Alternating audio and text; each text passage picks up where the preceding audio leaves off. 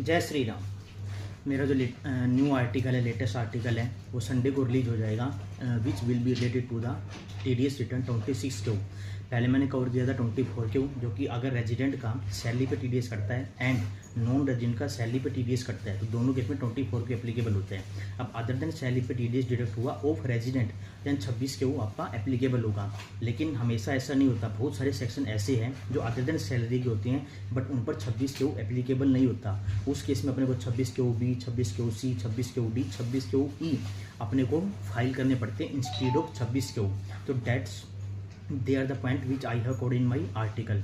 ठीक है। And second point अपने कवर किया है कि जो रिटर्न की ड्यू डेट होती है वो मैंने कवर किया। थर्ड, जो पेमेंट होती है वो मंथली होती है, उसकी क्या ड्यू डेट रहेगी। अगर आपने टाइम पर चालान की पेमेंट नहीं की तो कितना इंटरेस्ट लगेगा, टाइम पर TDS डिडक्ट नहीं किया तो कितना इंटरेस्ट लगेगा। ठीक है। डिडक्ट टाइम पे कर लिया बट पेमेंट टाइम पे नहीं किया, डिडक्ट भी टाइम पे नहीं किया, पेमेंट भी टाइम पे नहीं किया, तो सब पॉइंट मैंने अपने आर्टिकल में कवर किए हैं। और इंटरेस्ट की कैलकुलेशन भी समझाई है कि इंटरेस्ट कहाँ से लेके कहाँ तक लगेगा।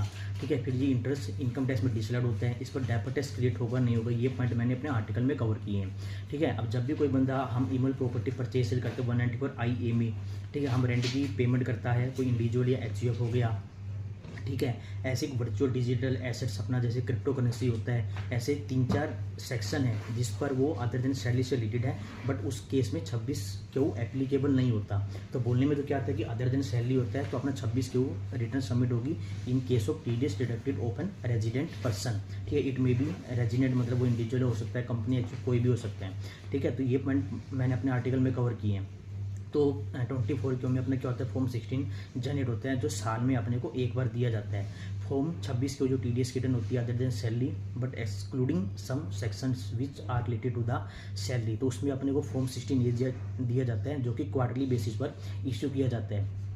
अब कुछ अपने अदर सेक्शन हो गए 194 IA, IB, 194 M जो मैं बात कर रहा था अदर देन सैलरी है, बट 26 क्यू एप्लीकेबल नहीं होता, तो उसमें फॉर्म 16 जनरेट नहीं होता, उसमें फॉर्म 16B, 16C ऐसे ऐसे फॉर्म जनरेट किए जाते हैं। तो ये सेक्शन कौन सा फॉर्म सबमिट होगा और कौन सा फॉर्म जो डिडक्टर है वो डिडक्टी को देगा, लाइक फॉर्म 16A होता है, 16B, 16C।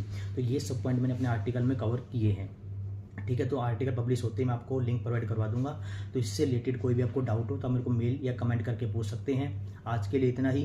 Thank you. जय श्री राम।